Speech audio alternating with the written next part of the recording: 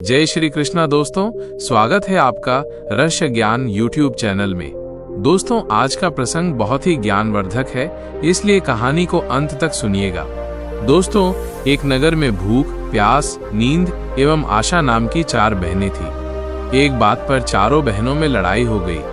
भूख कहती कि मैं बड़ी हूँ, प्यास कहती मैं बड़ी हूँ, नींद कहती कि मैं बड़ी हूँ और आशा कहती कि मैं बड़ी हूँ। चारों इस विवाद को लेकर राजा के पास पहुंची। एक ने कहा कि मैं बड़ी हूं और दूसरी ने कहा कि मैं बड़ी हूं, तीसरी ने कहा कि मैं बड़ी हूं और इसी तरह चौथी ने भी कहा कि मैं बड़ी हूं। राजा ये सुनकर सबसे पहले भूख से कहा कि हे भूख, तुम बताओ तुम कैसे बड़ी हो। तो भूख ने कहा, मैं इसलिए बड़ी हूं क्योंकि मेरे ही कारण घर में चूल्हे जलते हैं, अच्छे अच्छे पकवान बनते हैं और जब थाली सजा कर दी जाती है तब मैं खाती हूँ, इसलिए मैं सबसे बड़ी हूँ। दोस्तों, अगर अपने चैनल को सब्सक्राइब नहीं किया है तो सब्सक्राइब अवश्य करना और एक लाइक जरूर करना। अब आगे ये सुनकर राजा ने अपने सैनिकों को आदेश दिया कि जाओ और राज्य के प्रत्येक कोने कोने तक ये घोषणा कर दो कि आज से किसी के घर में भोजन नहीं बनेगा। फिर देखते हैं, जब भूख को भूख लगेगी तो वो क्या करेगी। पूरा दिन बीत गया, पूरी रात बीत गई। जब सुबह हुई तो भूख को भूख सताने लगी तो वो इधर उधर भोजन का तलाश करने लगी। जब उसे कुछ नहीं मिला तब वो भूख के कारण घर में बासी रोटियों को खाने लगी। प्यास ये सब देख रही थी। वो तुरंत राजा के पास गई और बोली, हे राजन, भूख हार गई, वो घर में बासी रोटियों को खा रही है। देखिए, मैं सबसे बड़ी हूँ।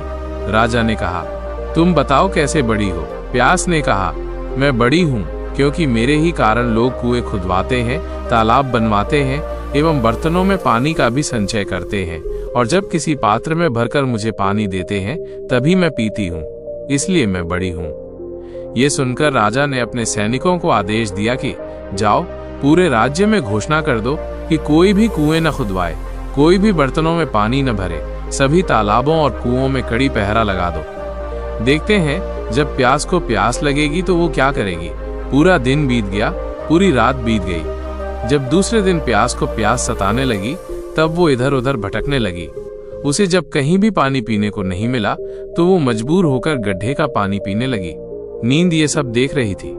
उसने तुरंत राजा के पास जाकर कहा कि राजन, प्यास हार गई, वो गड्ढे का पानी पी रही है, इसलिए मैं सबसे बड़ी हूँ। राजा ने कहा, तुम कैसे बड़ी हो। तो नींद ने कहा, मैं इसलिए बड़ी हूँ क्योंकि मेरे ही कारण लोग पलंग बनवाते हैं, बिस्तर लगाते हैं। जब मुझे बिस्तर लगाकर देते हैं तब मैं सोती हूँ, नहीं तो मैं नहीं सोती हूँ। राजा ने अपने सैनिकों को आदेश दिया कि पूरे राज्य में घोषणा कर दो, कोई भी पलंग न बिछाए, उसमें बिस्तर न डलवाए। नींद को जब नींद आएगी तो देखते हैं वो क्या करेगी। पूरा दिन बीत गया, आधी रात बीती तो नींद को नींद आने लगी तो इधर उधर बिस्तर खोजने लगी। जब बिस्तर नहीं मिला तो वो मजबूर होकर ऊबड़ खाबड़ जगह पर ही सो गई। आशा ये सब देख रही थी। उसने तुरंत राजा के पास जाकर कहा कि राजन, नींद हार गई, वो ऊबड़ खाबड़ जगह पर बिना बिस्तर के ही सो गई है, इसलिए बड़ी तो मैं ही हूँ। राजा ने कहा, तुम कैसे बड़ी हो। आशा ने कहा, मैं इसलिए बड़ी हूँ क्योंकि लोग मेरे कारण ही काम करते हैं, नौकरी धंधा मजदूरी करते हैं, परेशानियां उठाते हैं, लेकिन आशा के दीप को बुझने नहीं देते। राजा ये सुनकर अपने सैनिकों को आदेश दिया कि पूरे राज्य में घोषणा कर दो कि कोई भी नौकरी न करे, कोई मेहनत मजदूरी न करे, कोई भी काम धंधा न करे, कोई भी आशा के दीप को न जलाए। आशा को जब आस जगेगी तो देखते हैं कहाँ जाएगी। पूरा दिन बीता, आधी रात बीत गई। जब आशा को आस जगी तो वो इधर उधर गई, लेकिन चारों तरफ सन्नाटा था। सिर्फ एक कुम्हार टिमटिमाते दीपक के प्रकाश में काम कर रहा था। वहां जाकर टिक गई।